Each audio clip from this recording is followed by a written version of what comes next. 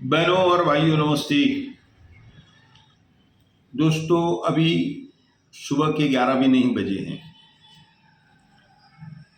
आज मेरे पास एक जानकारी आई। ये जानकारी कल रात को मुझे मिली, जिसके कारण मैं जल्दी आकर के यह जानकारी आप तक पहुंचाना चाहता हूं, और इस वीडियो को आप पूरा पढ़ें, ऐसी मेरी आपसे निवेदन है। आज जो मेरे पास जानकारी है, बहुत सारी पंचायतों में फेरबदल आने वाला है, नई पंचायतें बनने वाली है, युवा उनके अध्यक्ष रहेंगे, ऐसी जानकारी मुझे दी जा रही है। दोस्तों, असल में हर कैंप में एक पंचायत बनी हुई है जिनकी उम्र 50 साल है। पंचायतों की 8 आना 1 रुपया उस जमाने में चंदा लिया जाता था। मैं दूर नहीं जाऊंगा, हमारे पास ही बचाराम जी की एक पंचायत थी। अब स्वर्गीय बचाराम जी रहे नहीं। अब लोगों को इंतजार है कि यह पंचायत कब से फिर का कार्य शुरू करेगी, क्योंकि ये साफ छवि की पंचायत है। ऐसी जितनी भी पंचायतें हैं ना, मुझे कभी खोट, दाग या गलत व्यवहार ऐसा किसी पंचायत में नहीं मिला। पुरानी जो पंचायतें हैं, जिसमें सब पंचायतें मिलकर मर्ज हो जाती है और एक पंचायत बन जाती है। अब हमारे पास सतराम दास जेसवानी, किशोर बनवारी, बाबू तारा चंदानी, यह लोग हैं। पहले मैं इनसे निवेदन करूंगा कि ये पंचायत का फिर से गठन करें और पंचायत को चलाएं। अब उसके बाद जो पुरानी पंचायतें हैं वह भी सलामत हैं, वह लोग भी अपना कार्य कर रहे हैं। शमशान के कार्य भी पंचायत देखती है। साफ सुथरे शमशान हमारे शहर में हैं। दोस्तों, हमारे मित्र मेघराज लुंड भी उल्लासनगर 1 के अध्यक्ष हैं। बाकी लोगों की मुझे जानकारी नहीं है अभी। दोस्तों, पंचायत इसलिए बनी थी कि किसी भी दुकानदार को परेशानी न हो। एक बैठक समय समय पर होती थी। अब हवा का रुख बदल गया है। अब एक तो अध्यक्ष अकेले निर्णय लेता है, जो बिल्कुल गलत है। बहुत बार कई बातों को दबाने की, छुपाने की कोशिश की जाती है, जिसमें दुकानदार को तकलीफ होती है। तो दुकानदार को मजबूरन अध्यक्ष और अपने बीच कुछ समझौता करना पड़ता है।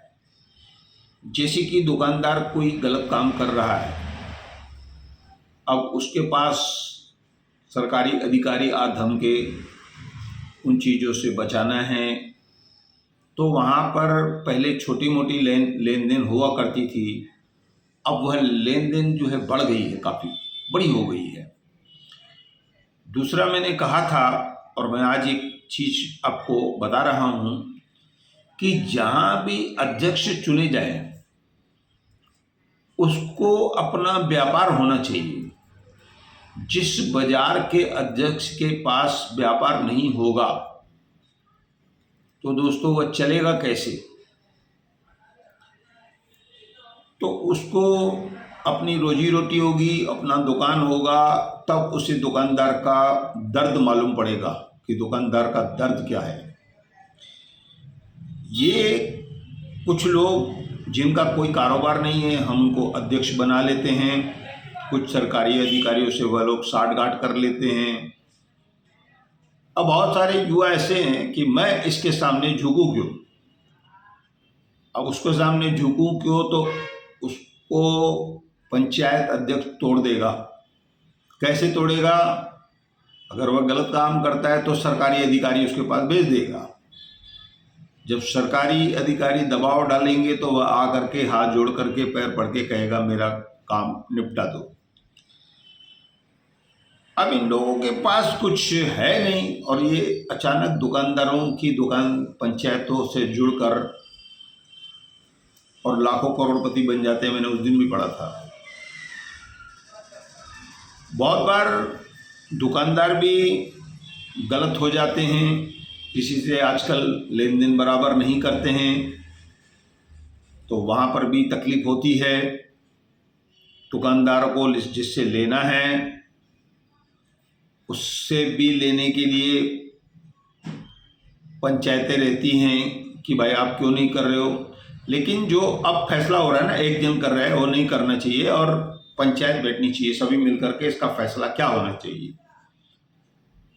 अब हमारे यहाँ जो एक चीज फैशन बन गई है दिवालिया होना,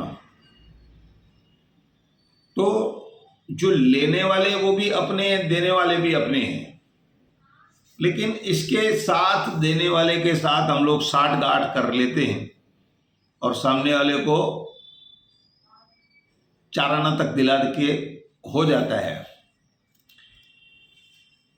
तो इस तरह की जो स्थिति बनी हुई है, पुलिस से ज्यादा सवाल दुकान पंचायत का अध्यक्ष करता है, ये क्यों, वो क्यों, वो क्यों, आपने क्यों खरीदा, क्यों दिया।